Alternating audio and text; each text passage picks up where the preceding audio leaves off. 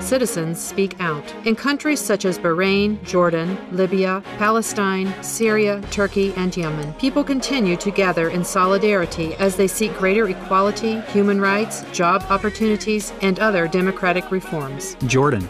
The Jordan Times reports that King Abdullah II on Wednesday responded to protesters' demands for jobs and better living conditions by allocating $212 million for development projects in governorates across the country that will offer employment and improve citizens' lives. Turkey. Top military commander General Isik Kosaner, along with the heads of the nation's Army, Navy, and Air Force, announced their resignations on Friday to protest the dozens of fellow officers recently arrested and accused by the government of plotting its demise. Palestine. In the West Bank village of Nabi Saleh, 3 people were injured and 4 arrested by Israeli soldiers on Friday as international activists, including both Palestinian and Israeli participants, gathered to protest the Israeli separation wall and the presence of Israeli settlers on Palestinian lands. Bahrain.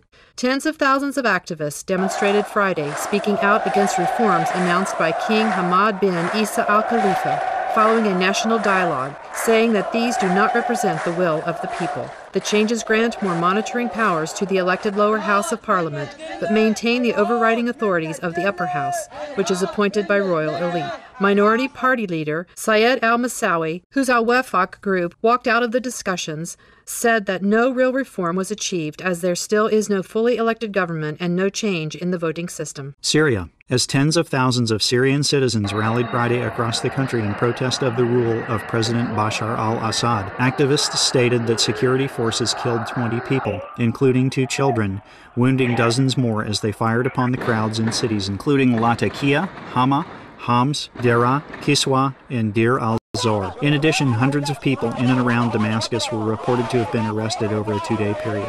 Libya. Members of the Libyan Transitional National Council reported that the council's chief of staff, Abdel Fattah Yunus, a former interior minister who had defected to join the activists, was killed along with 2 of his aides on Thursday. Representatives from the United Nations Security Council's Libya Sanctions Committee, meanwhile, stated that the council has agreed to release frozen assets so that both sides of the conflict could purchase necessary humanitarian aid. In sadness for the lives lost and all who have been wounded or otherwise afflicted, we pray for the conflicts in every country to cease and that citizens everywhere may choose free and dignified lives in a peaceful world.